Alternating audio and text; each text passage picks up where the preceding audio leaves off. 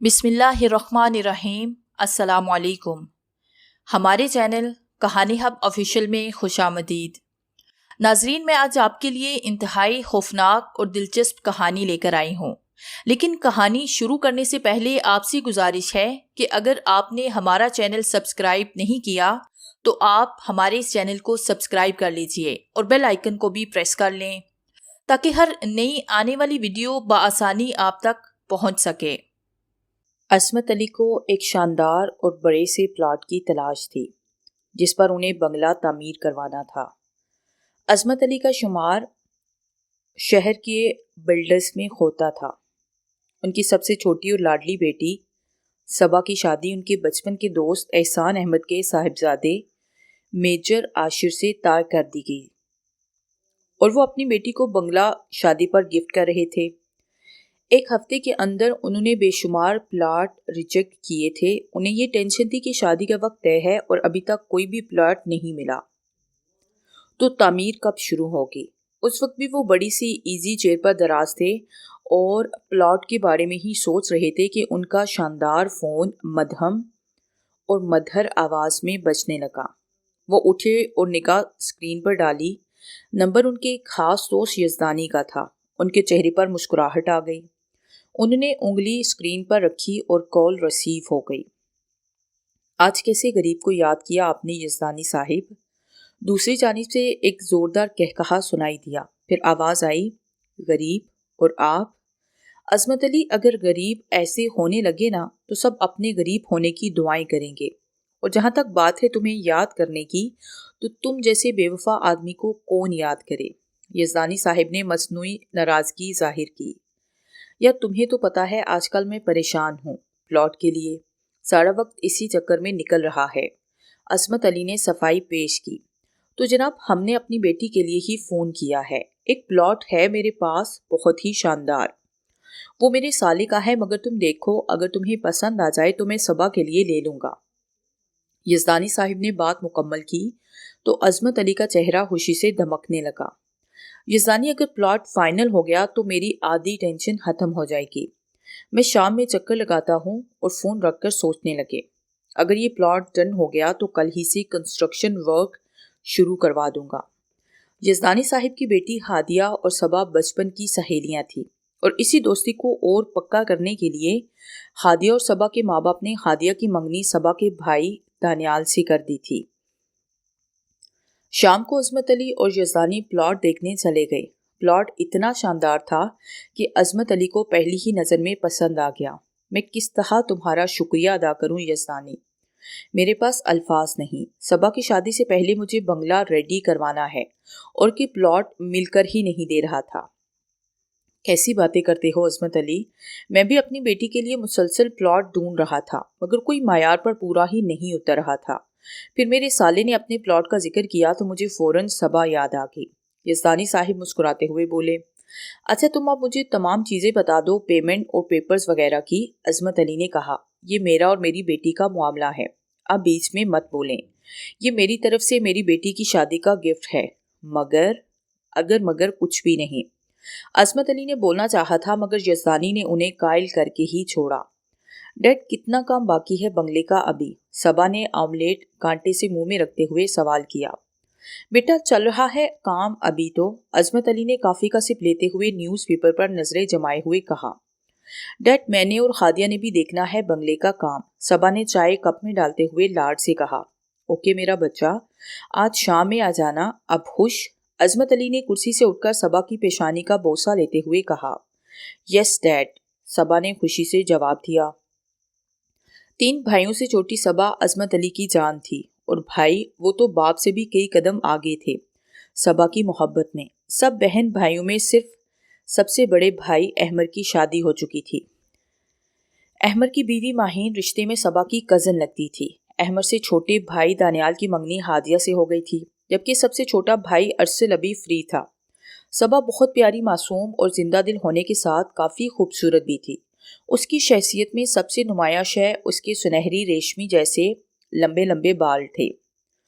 सबा ने हादिया को कॉल करके तैयार रहने का कहा और खुद गाड़ी में बैठ गई।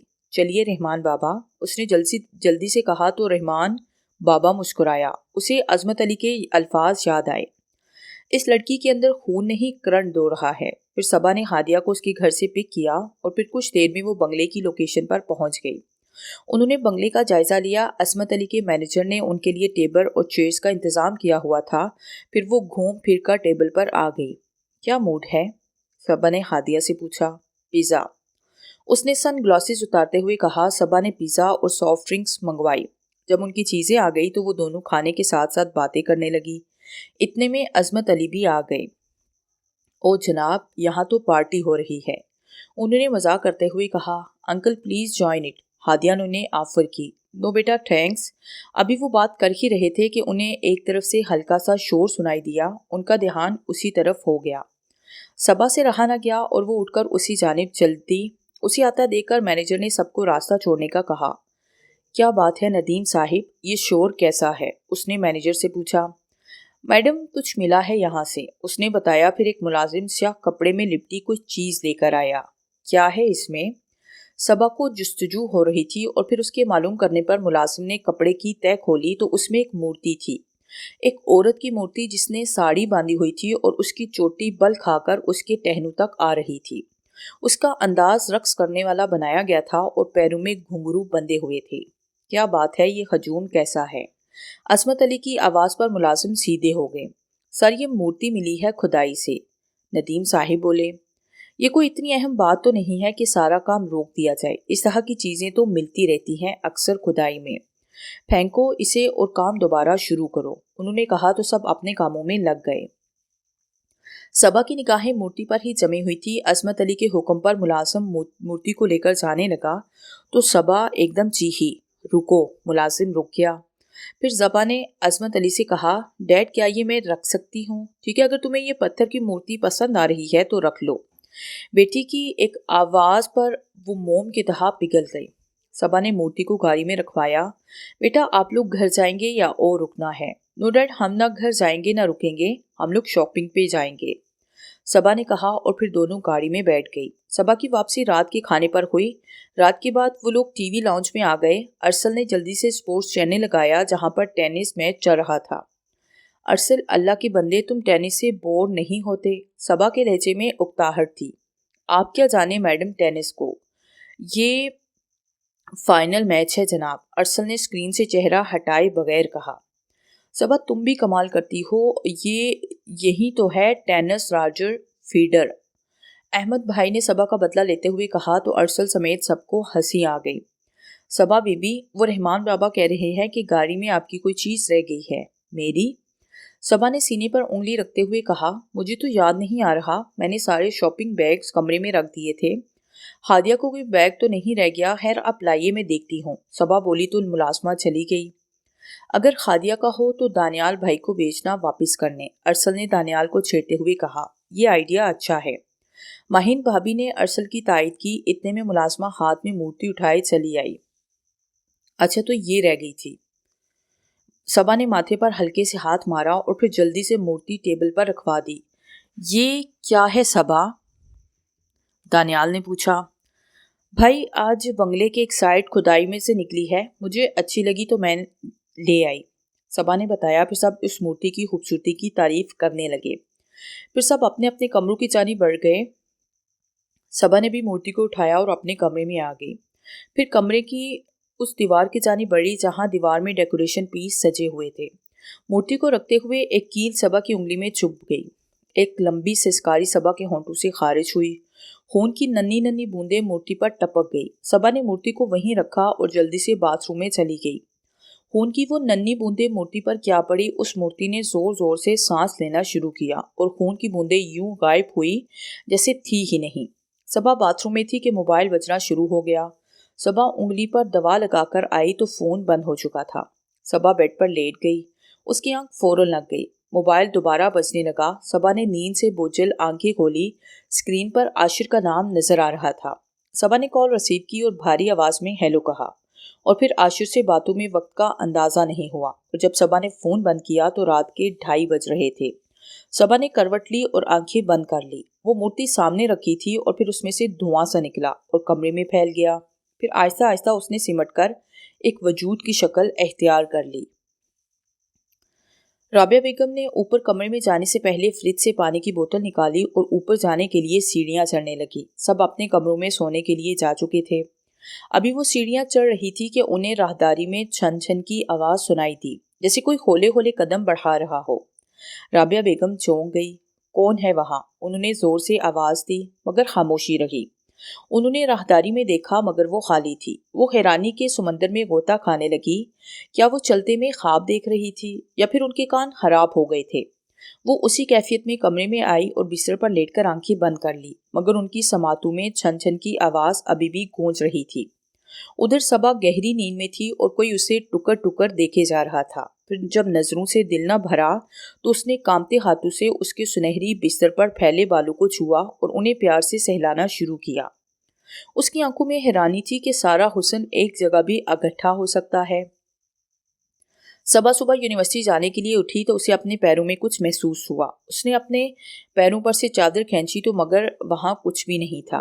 اس کے پیر بالکل صاف تھے۔ صبا نے جلدی سے اٹھ کر شاور لیا اور ہیئر ڈرائر سے بال سکھانے لگی۔ اسے یونیورسٹی جانے کے لیے دیر ہو رہی تھی۔ جب صبا نے ڈرائر بند کیا تو اسے ایک مرتبہ پھر کوئی چیز الجھتی محسوس ہوئی۔ اس نے نیچے دیکھا مگر وہاں کسی چیز کا نام و نشان نہیں تھا۔ صبا نے لمحے بھر کو سوچا اور پھر شانے اچکاتے ہوئے کنگا اٹھایا اور اپنے سنہری بالوں میں کرنا شروع کیا۔ اگر اس وقت صبا دیکھ لیتی کہ نیچے ہو کیا رہا ہے تو وہ چیخیں مارنے لگتی۔ کنگا کرنے پر صبا کے سر کے بال نیچے گر رہے تھے اور خود بخود کھینچتے ہوئے بیڈ کے نیچے جا رہے تھے۔ پھر صبا نے بال باندھے اور نیچے ناشتہ کرنے چلی گئی۔ رات کی 12 بج چکے ہیں، ارسل کو کہو اب تو نیچے آ جاؤ۔ رابعہ بیگم نے ملازم کو ارسل کو بلانے چھت پہ بھیجا۔ ارسل چھت پر بنے کمرے میں اکثر اپنے لیپ ٹاپ کے ساتھ پایا جاتا تھا۔ دیگر نوجوانوں کی طرح وہ بھی فیملی کی بجائے اپنے لیپ ٹاپ اور دیگر چیزوں میں وقت صرف کرتا تھا۔ ملازم کمرے میں گیا تو ارسل بیڈ پر اوندا سویا ہوا تھا۔ اس نے نیچے جا کر رابعہ بیگم کو بتایا تو وہ سر ہلا کر اپنے کمرے میں چلی گئی۔ ایسا اکثر ہوتا تھا کہ ویکینڈ پر ارسل اپنے کزن اور فرینڈ سے دیر تک گپ شپ کرتا اور پھر وہیں سو جاتا۔ چھن چھن کی آواز کسی ہتھوڑے کی طرح ارسل کے سر پر پڑ رہی تھی۔ اس نے نیند سے بوجھل اپنی آنکھیں کھولنے کی کوشش کی۔ اسے کوئی پرچھائی سی نظر آئی۔ وہ پیر زمین پر مار رہی تھی جس سے چھن چھن کی آواز پیدا ہو رہی تھی۔ صبا کی بچی باز آ جا شرارتوں سے، اس نے اتنا کہہ کر منہ اٹھایا تو اس کی نیند بھاگ گئی۔ سامنے ایک انتہائی خوبصورت سانچے میں ڈھلی لڑکی کھڑی تھی۔ اس نے نیلے رنگ کی ساڑی باندھی ہوئی تھی۔ وہ کھڑی مسکرا رہی تھی۔ اس کے پیروں میں گھنگرو بندھے تھے جنہیں وہ زمین پر وقفے وقفے سے مار رہی تھی۔ کون ہے آپ؟ ارسل نے اٹھ کر بیٹھتے ہوئے سوال کیا۔ جواب میں اس نے قہقہا لگایا اور چھن چھن کرتی دھیرے دھیرے چلتی ہوئی اس کے پاس آ کر بیٹھ گئی۔ منجوشا، لڑکی کے منہ سے کافی بھاری آواز نکلی جو اس کی شخصیت کے بالکل الٹ تھی۔ منجوشا؟ کون منجوشا؟ اور آپ میرے کمرے میں کیا کر رہی ہیں؟ ارسل نے سوال کیا۔ میں وہ برابر والے گھر سے آئی ہوں، آپ کے کمرے سے روشنی آ رہی تھی تو اپنی چھت سے کود کر یہاں آ گئی، اس نے بتایا۔ جواب میں ارسل تھوڑی دیر خاموش رہا۔ اسے غصہ آ رہا تھا۔ کیا آپ کو میرا آنا برا لگا؟ اس نے آنکھیں مٹکاتے ہوئے معصوم بننے کی کوشش کی۔ جی ہاں، بالکل برا لگا۔ پہلی بات، آپ کسی کی اجازت لے کر کسی کے بھی کمرے میں نہیں آ سکتی۔ دوسری بات یہ ہے کہ یہ کون سا انداز ہے کہ ایک لڑکی رات کے اس پہر کسی غیر مرد کے کمرے میں آئے اور وہ بھی تنہا۔ ارسل کا لہجہ سنجیدہ اور مضبوط تھا۔ میں نے بھی کون سا ایسا جرم کر دیا؟ منجوشا نے اس نے دونوں ہاتھوں سے تالی پیٹی اور لٹو کی طرح گھوم گئی۔ پھر مصنوعی گرنے کی اداکاری کی اور سرگوشی کے انداز میں بولی، اچھا تم کر کیا رہے تھے؟ ساتھ ہی وہ ارسل کے آگے قدرے جھک کر قریب آئی تو ارسل کو اس سے کافی گندی بو آئی۔ دیکھیے، آپ مہربانی کر کے واپس چلی جائیں۔ ارسل کو اس کا آنا بے حد ناگوار گزر رہا تھا۔ منجوشا واپس جانے کے لیے نہیں آئی۔ اس نے اپنی 5 انگلیاں کھول کر پنجہ ہوا میں ناک کے اشارے میں ہلاتے ہوئے کہا۔ پھر اس نے جھٹ سے ارسل کا ہاتھ پکڑ لیا۔ ارسل نے جو اس کی جانب دیکھا تو اس کی زبان بند ہو گئی۔ اس کا چہرہ جل کر سیاہ ہو رہا تھا جس سے چربی باہر نکلی ہوئی تھی اور گوشت جلنے کی بو سے ارسل کا سانس رک رہا تھا۔ پھر اس کی آنکھوں میں ڈیلو کی جگہ آگ جل اٹھی اور دیکھتے ہی دیکھتے ارسل کا ہاتھ جو اس نے پکڑا تھا گرم ہونے لگا۔ پھر اسے دھواں اٹھنے لگا۔ ارسل کی آواز بند ہو چکی تھی۔ وہ چاہ کر بھی بول نہیں پا رہا تھا۔ وہ اذیت سے بستر پر لوٹنے لگا۔ پھر اچانک وہ کود کر ارسل کے سینے پر سوار ہو گئی۔ ارسل کو لگا کہ وہ کسی پہاڑ کے نیچے دب گیا ہو، اس کا سانس نہیں آ رہا تھا، منہ اس کا غبارہ بنتا جا رہا تھا اور پھر ایک دم اس کے منہ سے خون نکلنے لگا اور پھر وہ ٹھنڈا ہو گیا۔ صبح ناشتے کی میز پر سب جمع ہوئے تو ارسل غائب تھا۔ یہ لڑکا بھی نا رات بھر لیپ ٹاپ لے کر جاگا ہوگا، جبھی تو آنکھ نہیں کھلی، رابعہ بیگم نے بڑبڑاتے ہوئے کہا۔ موم میں اٹھاؤں ارسل بھائی کو؟ صبا نے پوچھا۔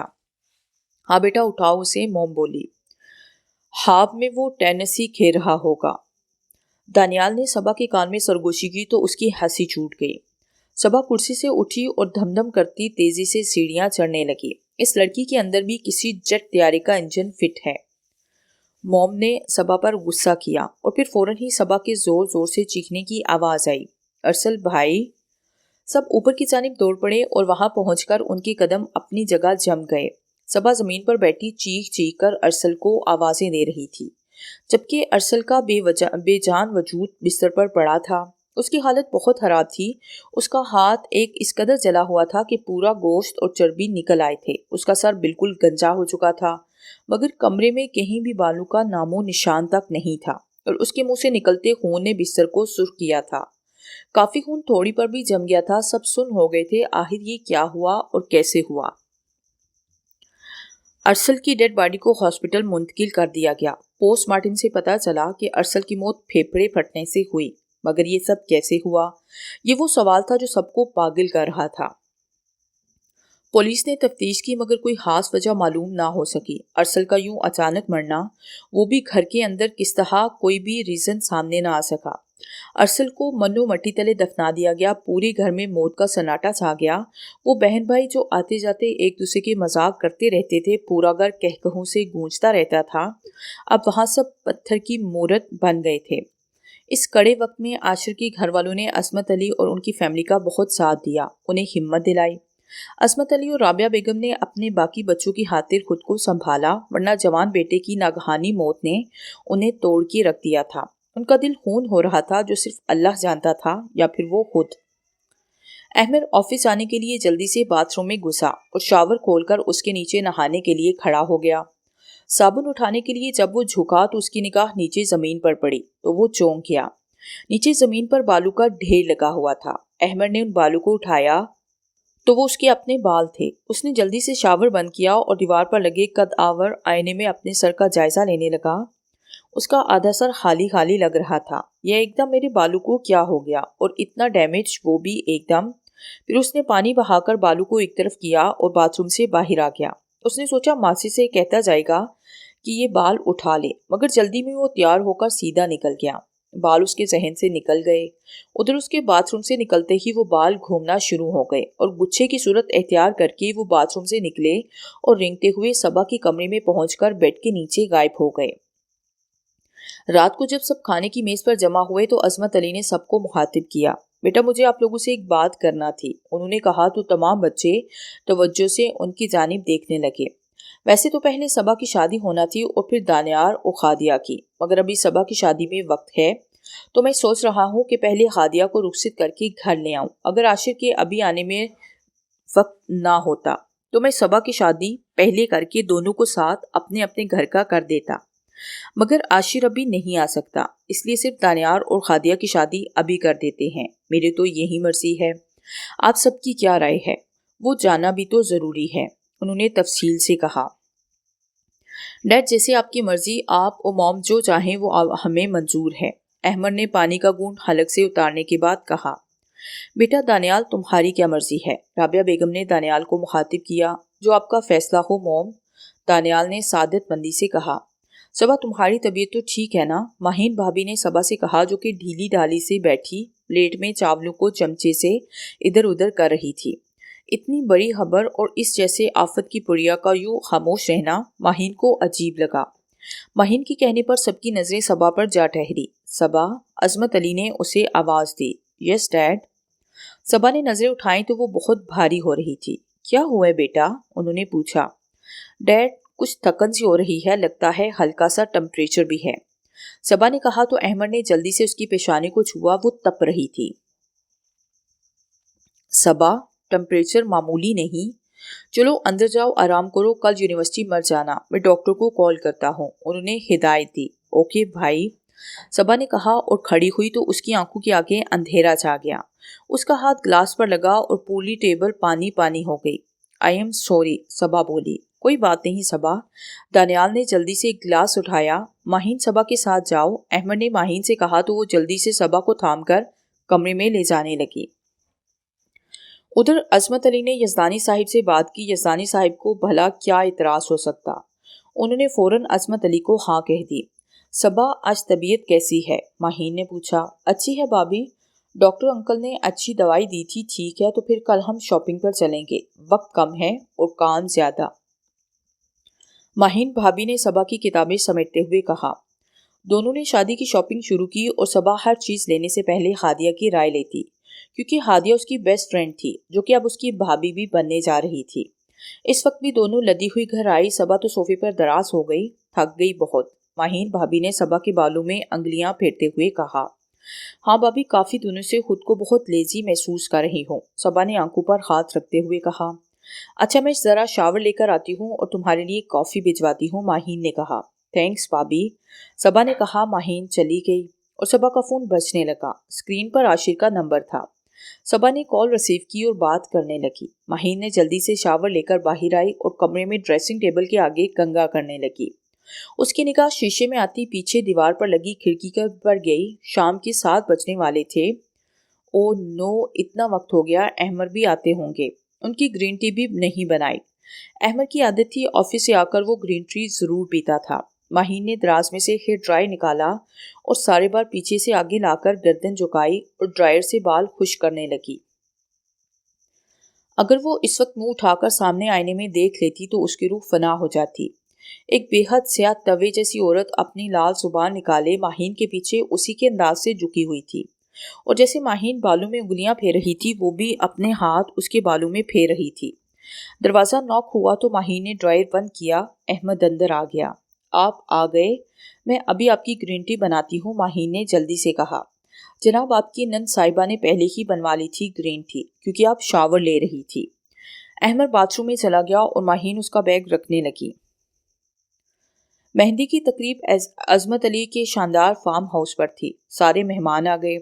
صبا کو عاشر کی فیملی کا انتظار تھا۔ وہ بہت خوبصورت لگ رہی تھی۔ اس نے چوڑی دار پاجامہ اور بھاری کامدار فراق پہنا ہوا تھا۔ اس کے حسین لمبے بالوں کی چوٹی ایک طرف ڈلی ہوئی تھی جس میں موتیے کی کلیاں پروئی ہوئی تھی۔ صبا پر جس کی نظر پڑتی اس میں ستائش ہوتی۔ پھر اسے سامنے سے اپنی نند نرمین آتی دکھی تو اس کا چہرہ کھل اٹھا۔ نرمین سے بھی اس کی کافی دوستی تھی۔ مہندی کی رسمیں شروع ہوئی تو ختم ہوتے ہوتے رات کے 3 بج گئے۔ مہمانوں کو رخصت کر کے صبا کی فیملی بھی گھر آ گئی۔ صبا نے اپنے کمرے میں آ کر کپڑے بدلے اور بستر پر بیٹھ کر چوڑیاں اتارنے لگی۔ چوڑیاں اتار کر اس نے سائڈ باکس پر رکھی اور جیسے ہی مڑی اس کی آنکھوں کے آگے دھواں چھا گیا۔ اس کے اوپر غنودگی طاری ہونے لگی۔ وہ آہستہ آہستہ بستر پر دراز ہوتی چلی گئی۔ وہ دم سے بیڈ پر اوندھی گھری اور پیر ہوا میں آگے پیچھے ہلانے لگی جس سے اس کی پنڈلیوں میں بندے گھنگرو بجنے لگے۔ اگر میں تیرے حسن کی دیوانی نہ ہوتی تو اب تک تو، اس نے کہا لگایا۔ پھر اس کے ہاتھ صبا کے بالوں پر گئے۔ یہ صرف میرے ہیں۔ اس نے اپنا چہرہ صبا کے بالوں سے رگڑنا شروع کیا۔ صبح ہوئی اور ناشتے کی میز پر سب کے منہ جمائیاں لے لے کر پھٹے جا رہے تھے۔ میز پر گرم گرم پراٹھوں اور انڈوں کا ناشتہ تیار رکھا تھا۔ صبا جب اپنی کرسی پر آ کر بیٹھی تو دانیال صبا کو دیکھ کر چونک گیا۔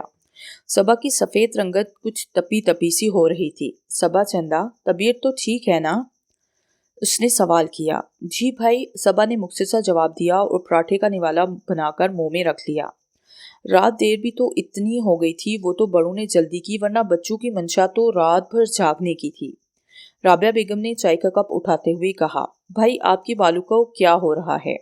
دانیال نے احمد سے سوال کیا جس کا پورا سر نظر آ رہا تھا۔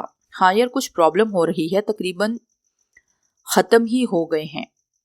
یہ شادی وغیرہ کا جھنجٹ ختم ہو پھر کسی ہیئر اسپیشلسٹ کے پاس جاتا ہوں، احمد بھائی نے کہا۔ سب لوگ وقت سے اپنی تیاری کر لینا، جو جو چیز رہتی ہے ابھی دیکھ لو ورنہ عین بارات کے وقت سب یاد آئے گا۔ عصمت علی نے تمام بچوں کو باور کروایا۔ صبح تمہاری تیاری تو مکمل ہے نا؟ ماہین بھابی نے پوچھا۔ ہے تو بھابھی، مگر میں سوچ رہی ہوں کچھ اور پہن لوں. اتنا بھاری فرشی شرارہ مجھ سے سنبھالا نہیں جائے گا. میری طبیعت بھی کچھ ٹھیک نہیں. صبا نے بوجھل سے انداز میں کہا. باولی ہو گئی ہو کیا؟ اتنا مہنگا ڈیزائن سوٹ ضد کر کے لیا، اب کہہ رہی ہو کچھ اور پہنوں گی. رابعہ بیگم بڑبڑائی. میں تو بس ایسے ہی کہہ رہی تھی. اچھا بابا وہی پہنوں گی، صبا نے کہا اور اپنی کرسی سے اٹھ گئی. سب بارات کی تیاری میں لگے ہوئے تھے، ہر کوئی کچھ نہ کچھ کر رہا تھا. صبا ذرا میری ساڑی کا پلو سیٹ کرو. ماہین بھابھی ہاتھ میں پن لیے صبا کے کمرے میں آئی. لائیے، صبا بولی اور پھر اس نے ماہین کی ساڑی کا پلو سیٹ کیا. تم ریڈی ہو؟ انہوں نے پوچھا. بس یہ دوپٹہ ٹھیک کر لوں پھر آتی ہوں، صبا نے آئینے میں دیکھتے ہوئے کہا. ماہین روم سے چلی گئی. صبا دوپٹہ ٹھیک کر کے باہر نکلنے لگی. ایک دم اس کی آنکھوں کے آگے سیاہ دھند چھا گئے. صبا کو اپنا جسم رسیوں میں جکڑا محسوس ہوا. اس کو اپنے اوپر اتنا وزن محسوس ہونے لگا کہ اس کے پیر منو بھاری ہو گئے. اسے کھڑا نہیں ہوا جا رہا تھا. وہ بیڈ پر گرتی چلی گئی اور پھر لمحے بھر میں ایک دم چست انداز میں کھڑی ہو گئی. سب گاڑیوں میں بیٹھ کر روانہ ہو گئے. بارات مقررہ وقت پر پہنچ گئی تو ڈول اور بینڈ بجنا سٹارٹ ہو گئے. صبا گاڑی سے اتری اور کھڑی ہو گئی. ڈول کا بجنا تھا کہ صبا کے پیروں نے تھرکنا شروع کر دیا. پھر تو وہ ہوا جس کا عصمت علی کے پورے خاندان نے کبھی تصور بھی نہیں کیا تھا. صبا نے لوگوں کو دونوں ہاتھوں سے دھکیلا اور بیچ میں آ کر ٹھمکے لگانے لگی. اس نے فرشی شرارے کو ہاتھوں سے پکڑا اور ٹہنوں سے بھی اوپر کر لیا. اس کے سارے پیر نظر آنے لگے اور دیوانوں کی طرح ناچنا شروع کر دیا. ناچتے ہوئے اس کے بال خود بخود کھل گئے. اس نے دونوں ہاتھوں سے زور زور سے تالیاں پیٹنا شروع کی. پھر اسے جانے کیا ہوا کہ اس نے پورا لپٹا دوپٹہ کھینچا اور دور پھینک دیا. وہ انتہائی بے خودگی سے کودنے لگی. سب لوگ اسے دیکھ کر دانت نکال رہے تھے اور تفریح لے رہے تھے. پھر اس نے پاس کھڑے لوگوں سے بے خودہ حرکتیں شروع کی. احمد دوڑتا ہوا آیا. اس کے ہاتھ میں صبا کا دوپٹہ تھا. اس نے صبا کے منہ پر اتنی زور سے تھپڑ مارا کہ وہ لہرا کر دور جا پڑی. عصمت علی نے ایک اور تماچا اس کے منہ پہ مارا. اسے دھکیل کر گاڑی میں بٹھا دیا. مہین جلدی سے اسے لے کر گھر چلی گئی. جو لوگ عصمت علی کی فیملی کو جانتے تھے ان کے منہ حیرت سے کھلے ہوئے تھے کہ صبا جیسی شرم و حیا والی لڑکی کو آخر ہوا کیا. عصمت علی اور ان کی فیملی کا شرمندگی کے مارے برا حال ہو رہا تھا. وہ کس منہ سے لوگوں کو فیس کرتے. ایسے میں یزنانی اور احسان صاحب نے ان کی مدد کی. احسان احمد، میں شرمندہ ہوں. صبا تمہارے گھر کی ہونے والی بہو ہے. اور اس نے سب کے سر شرم سے جھکا دیے. عصمت علی نے روحانسے انداز میں کہا. ایسا کچھ بھی نہیں ہوا عصمت علی، اب جانے بھی دو. بچے اپنی خوشی انجوائے کرتے رہتے ہیں اور آج تو موقع ہی خاص ہے. بھائی کی بارات ہے. آج کل بچے فلمز دیکھ کر وہی سب طریقے کرتے ہیں. احسان صاحب نے ماحول کو ہلکا کرنے کی کوشش کی. وہ خود صبا کی حرکت پر حیران تھے. عصمت علی نے یزدان سے ریکویسٹ کی اور جلد ہی نکاح کر کے رخصتی کروا لی. ان کا بس نہیں چل رہا تھا کہ وہ گھر پہنچ کر صبا کے ساتھ کیا کریں. سینکڑوں لوگوں کے سامنے جو صبا نے تماشا لگایا تھا وہ عصمت علی کو بھلائے نہیں بو رہی تھی. دوسری جانب ماہین کے ساتھ صبا گاڑی میں بے ہوش ہو گئی. ماہین نے اسے دیکھا. وہ بہت معصوم لگ رہی تھی. وہ صبا کو اچھی طرح جانتی تھی. وہ کبھی بھی کسی کے لیے شرمندگی کا باعث نہیں بنی. کمرے میں صبا بیڈ پر بے سود لیٹی رہی. ماہین اسے بڑی مشکل سے گاڑی سے لائی تھی. ماہین کے کمرے سے نکلتے ہی وہ یعنی کہ منجوشا وہاں آ گئی. ان پھولو جیسے گال کو کتنی بے دردی سے کچلا ہے اس ظالم نے تھپڑ مار کر. اب بتائے گی منجوشا کہ تھپڑ کسے کہتے ہیں. اس نے غصے سے گھوم کر زور سے ہاتھوں کو پیٹا. صبح اٹھی تو اسے سب کچھ گھومتا محسوس ہوا. وہ بڑی مشکل سے اٹھی. اس کی نگاہ گھڑی پر پڑی. 10 بجنے والے تھے. حیرت ہے کہ کسی نے مجھے اٹھایا نہیں، اس نے خود سے کہا اور بستر سے نکل آئی. وہ نیچے آئی تو میز پر احمد بھائی، ماہین بھابھی اور دانیال، خادیہ، موم ڈیڈ نہیں تھے. صبا کو آتا دے کر سب اٹھ کر چلے گئے سوائے خادیہ کے. خادی، یہ سب ایسے کیوں ہو رہا ہے؟ صبا نے سوال کیا. تمہاری رات کی حرکت کی ری ایکشن ہے اور کیا، خادیہ نے جواب دیا. مگر میں نے کیا کیا تھا رات کو؟ صبا نے پوچھا. یہ میں بتاؤں صبا؟ خادیہ کے انداز میں غصہ تھا. خادیہ، مجھے رات کی تقریب کا ایک بھی لمحہ یاد نہیں. میں کب وہاں پہنچی، کون آیا، کیا ہوا، میں واپس کب آئی. صبا نے ایک ہی سانس میں پوری بات کہہ دی. صبا، تمہیں سچ مچ کچھ یاد نہیں؟ خادیہ نے اس کی آنکھوں میں جھانک کر دیکھا. اسے وہاں سوائے سچ کے اور کچھ دکھائی نہ دیا. خادیہ، گاڈ پرامس مجھے سچ میں کچھ بھی یاد نہیں. صبا روحاسی ہو گئی. اچھا میں بتاتی ہوں تمہیں. پھر خادیہ نے اسے رات کا تمام واقعہ بتا دیا. सबा ने वो सब सुनकर अपना चेहरा दोनों हाथों में छुपा लिया। ये सब मैंने क्यों किया? या अल्लाह, अनजाने में मुझसे ये क्या हो गया? मेरी वजह से मॉम डैड, भाई भाभी और सबको कितनी शर्मिंदगी उठाना पड़ी होगी। फिर वो दौड़ती हुई सीढ़ियाँ चढ़ने लगी और जिंदगी में पहली बार वो अपने डैड के कमरे में बिना नॉक किए चली गई। इसके मॉम डैड चौंक गए। सबा दौड़ती हुई अजमत अली के बिस्तर पर दराज कदमों में जा गिरी। आई एम सॉरी डैड, मुझे नहीं पता रात मुझे क्या हो गया था। मैंने वो सब जानबूझकर नहीं किया था। मुझे तो याद तक नहीं कि मैं वहाँ कब गई। हाँ, जाने से पहले मेरी तबीयत ज़रूर ख़राब हुई थी। अब अपनी सबा को जानते हैं ना डैड, वो ऐसी हरकत कैसे कर सकती है। मैं फिर भी अपने किए पर नादिम हूँ। सबा फूट फूट कर रो रही थी और उसके आंसू अजमत अली के पैरों को भिगो रहे थे। सबा के अल्फाज अजमत अली के दिल पर लग रहे थे। वो वाकई अपनी सबा को जानते थे। 20 साल सबा ने जिंदगी के किसी भी मोड़ पर उन्हें कभी भी शर्मिंदा नहीं किया, सिवाय गुज़िश्ता रात के वाक़े के। सबा इतना रो रही थी कि बाकी लोग भी वहां आ गए उसकी आवाज़ सुनकर। डैड, सबा की जिंदगी की पहली गलती समझकर उसे मुआफ़ कर दें, खादिया ने अजमत अली के आगे हाथ जोड़कर रोते हुए कहा। सबा के साथ साथ वो भी रो रही थी। आखिर वो और सबा एक जान दो कालिद थे। और फिर अजमत अली का कांपता हुआ हाथ सबा के सर पर आया तो सबा बेएहतियार उनके सीने से लगकर धारे मारने लगी। सबने बाप बेटी को अकेला छोड़ दिया।